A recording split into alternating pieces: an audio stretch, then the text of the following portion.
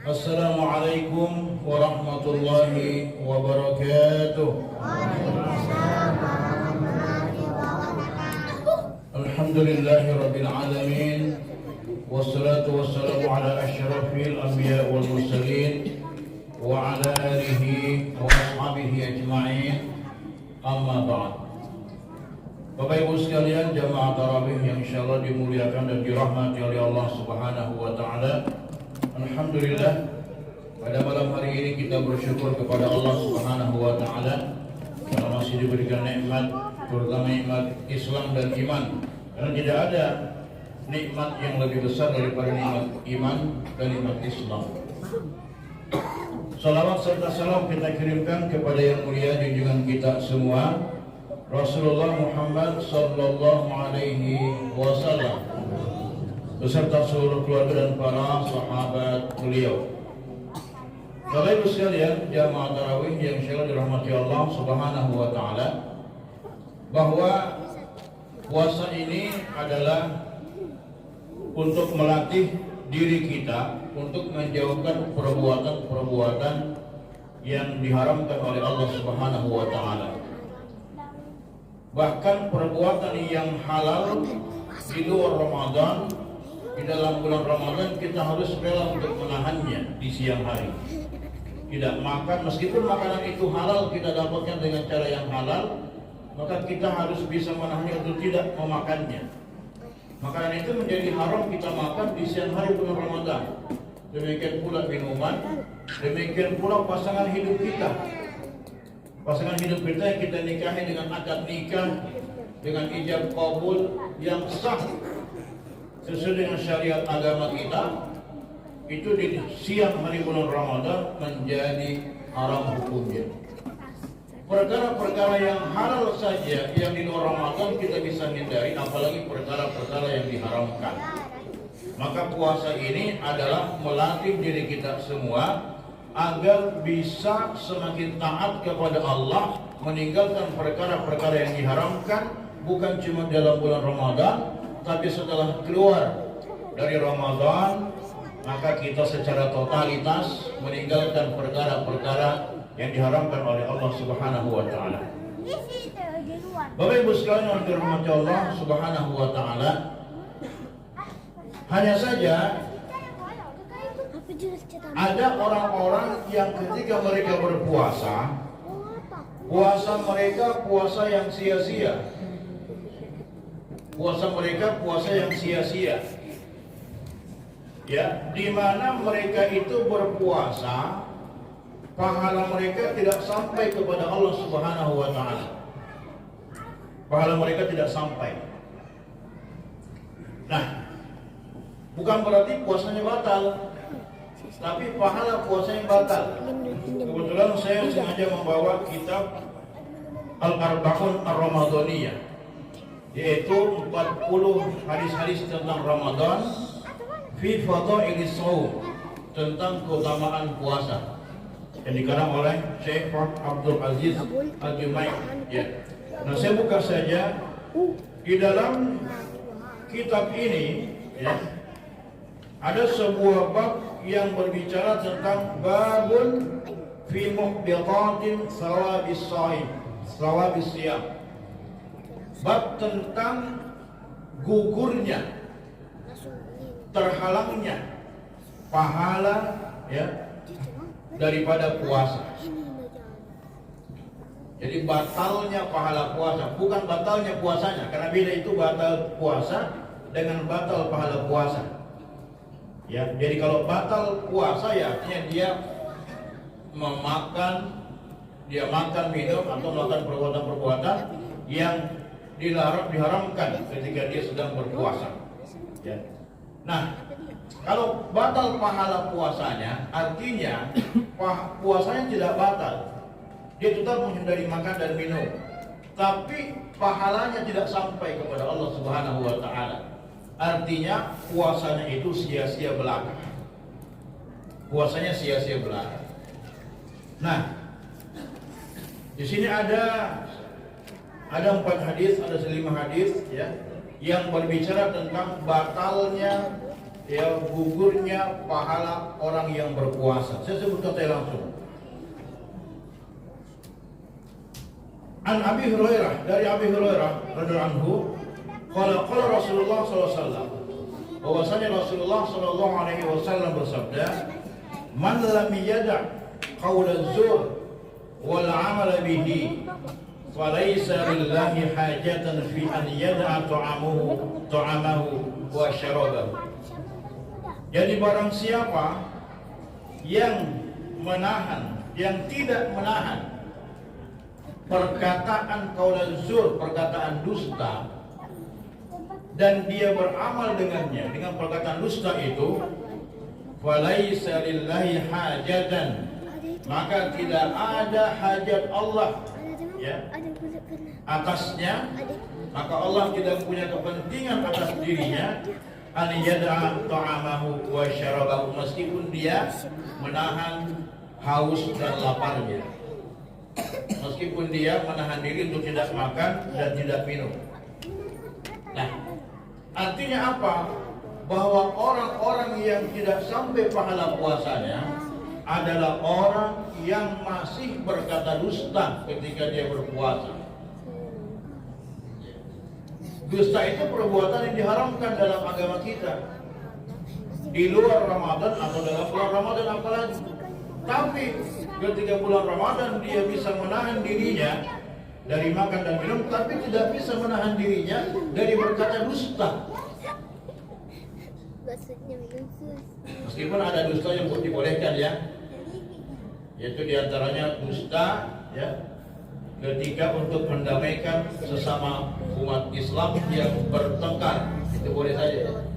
Tidak, misalnya saya datang, ada A dengan B yang bertengkar, ya, kemudian saya datang kepada A, kenapa gitu? Ya, itu katanya kamu berdamai, padahal tidak pernah bilang apa-apa. Ya, saya datang kepada B, kemudian ada bilang itu sana ada yang makan contoh. Ternyata dia tidak pernah bilang begitu. Jadi tujuannya untuk mendamaikan. Itu boleh seperti itu. Atau bohongnya seorang suami untuk menyenangkan istrinya. Itu boleh. Nah, jadi secara umum dusta itu diharamkan. Tapi orang yang ya di sini katakan qaulaz zur, orang-orang betul-betul dusta. Dia atau kalau dalam Islam kadzdzab, dia berdusta. Maka orang seperti ini Allah Subhanahu wa taala tidak akan menerima pahala puasanya. Puasanya sah. Dari secara fikih puasanya sah. Dari subuh hari ketika sudah masuk waktu salat subuh sampai dia berbuka, puasanya sah. Tapi selama dia berpuasa, dia tidak pernah menahan diri dari perkataan-perkataan dusta. Coba kita evaluasi diri kita. Selama sekitar 7 hari ini, apakah kita pernah berdusta ketika kita berpuasa? Maka kalau itu kita lakukan, berarti kita mari beristighfar kepada Allah Subhanahu wa taala. Jangan sampai Allah tidak menerima pahala puasa kita. Ini yang pertama.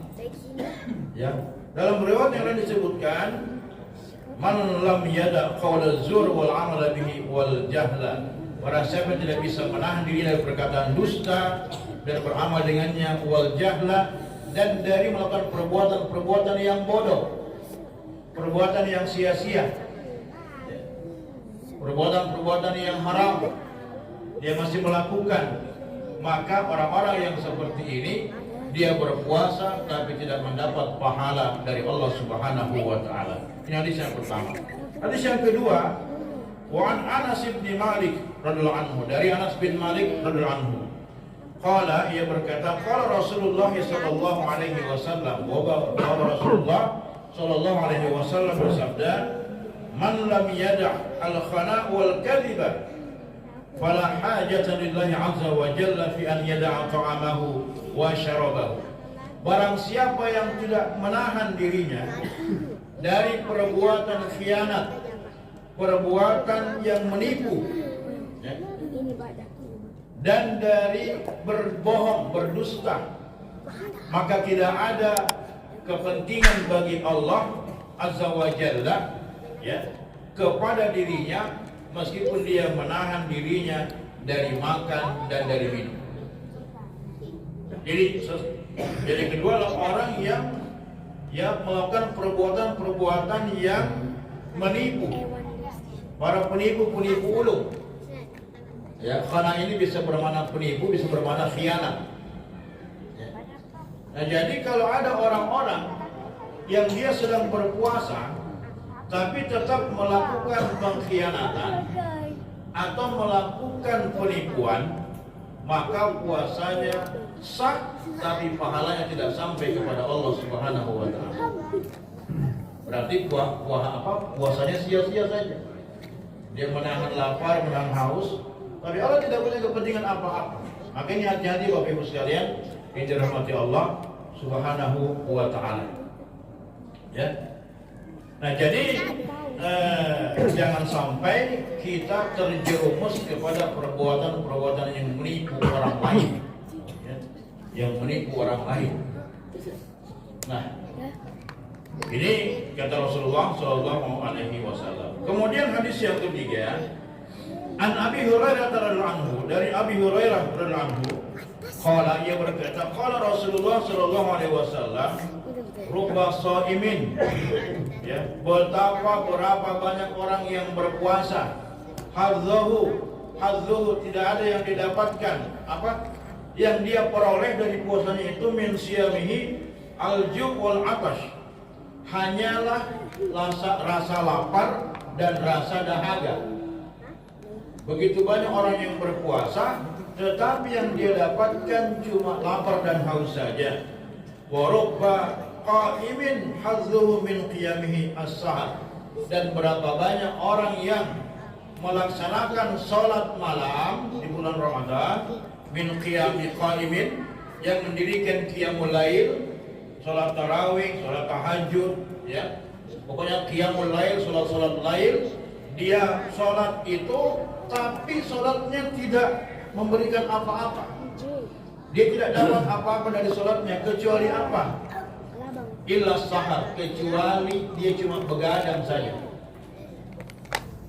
Kenapa? Karena dia tidak mampu menahan dirinya dari perbuatan-perbuatan yang dilarang oleh Allah Subhanahu wa taala.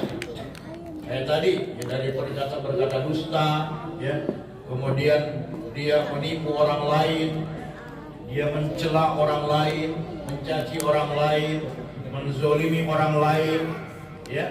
Kan sebelum Ramadan kita ini dianjurkan untuk kemudian saling meminta maaf sebelum masuk Ramadan, ya. Kita minta maaf, ya. Kita minta ampun kepada Allah, ya, agar Allah menerima sampaikan kita kepada bulan Ramadan, dan minta maaf kepada orang lain kalau kita berbuat salah kepada orang lain. Kenapa? Karena ada seseorang dalam sebuah hadis disebutkan juga bahwa di hari kiamat nanti ada orang-orang yang dia sudah siap masuk ke dalam surga. Dia membawa pahala sholat, pahala puasa, pahala zakat, pahala haji, tapi dia pun secara bersamaan membawa dosa-dosa yang berkaitan dengan manusia yang lain. Dia pernah menzalimi orang lain, dia pernah mencela orang lain, dia pernah menipu orang lain, dia pernah bahkan membunuh orang lain. Maka pahala-pahalanya itu ya kemudian akan ya diberikan kepada orang yang dulu pernah dia zalimi tadi. Ya, ketika orang itu mengeluh kepada Allah, ya Allah jangan masukkan dia ke surga karena dulu dia di dunia pernah menzalimi saya. Itu baru satu orang, diambillah pahala sholatnya, ya. Kemudian ada lagi orang lain yang mengeluh, diambil pahala zakatnya. Setelah habis pahalanya, ya, maka masih ada orang yang mengeluh. Kemudian karena sudah habis pahalanya, diambillah dosa-dosa orang yang mengeluh tadi, diberikan kepadanya. Ini disebut dengan orang yang bangkrut. Maka dalam barakat sudah, maka kita jangan sampai kemudian melakukan perbuatan-perbuatan yang jahat ini sehingga menyebabkan pahala puasa kita tidak sampai kepada Allah, sehingga puasa kita adalah puasa yang sia-sia. Ya. Bapak Ibu sekalian dirahmati Allah Subhanahu wa taala. Dalam hadis yang terakhir, Nabi menyatakan, ya, wa an Abi Hurairah radhiyallahu anhu, bahwa dari Abu Hurairah radhiyallahu anhu, Qala, ia berkata, qala Rasulullah sallallahu alaihi wasallam, bahwa Rasulullah sallallahu alaihi wasallam bersabda, laisa siyamu minal akli wasyurbi, bahwa puasa itu tidak sekedar menahan makan, ya, tidak makan dan tidak minum, ya. Jadi puasa bukan sekedar itu saja.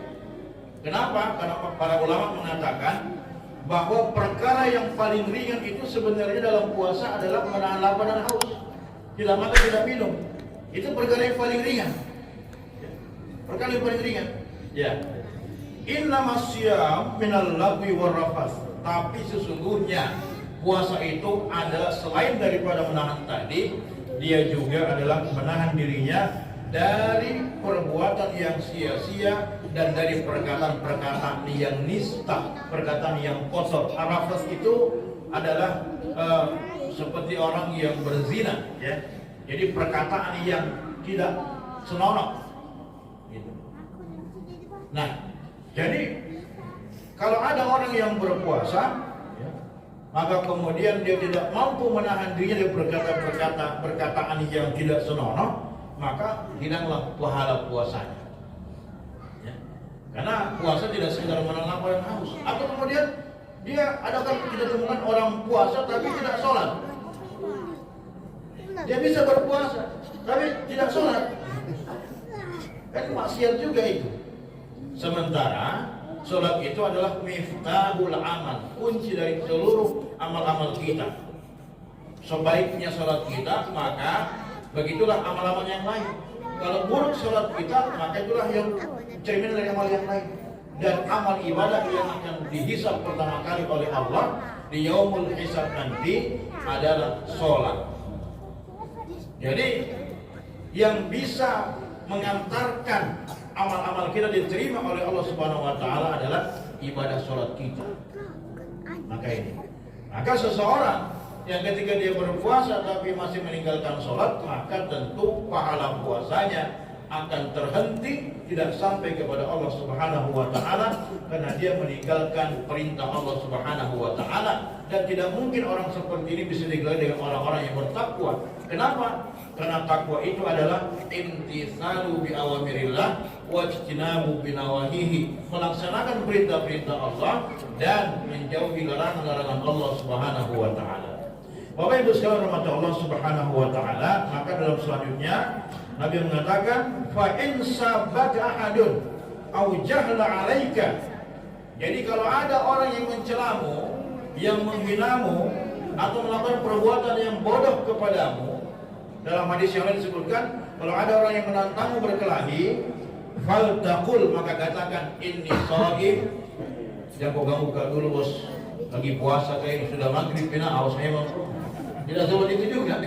Itu namanya balas dendam gitu.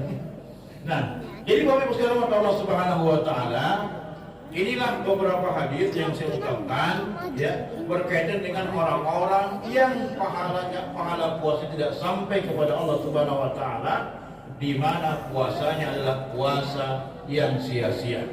Mudah-mudahan kita semua bisa terhindar dari perbuatan-perbuatan ini. Kita bisa menjaga betul puasa kita, dan marilah di bulan yang mulia ini kita memacu diri kita untuk banyak melakukan amal soleh, baik itu membaca Al-Quran, banyak berzikir, banyak bersolawat, banyak melakukan amal-amal yang lain ketaatan kepada Allah Subhanahu wa taala.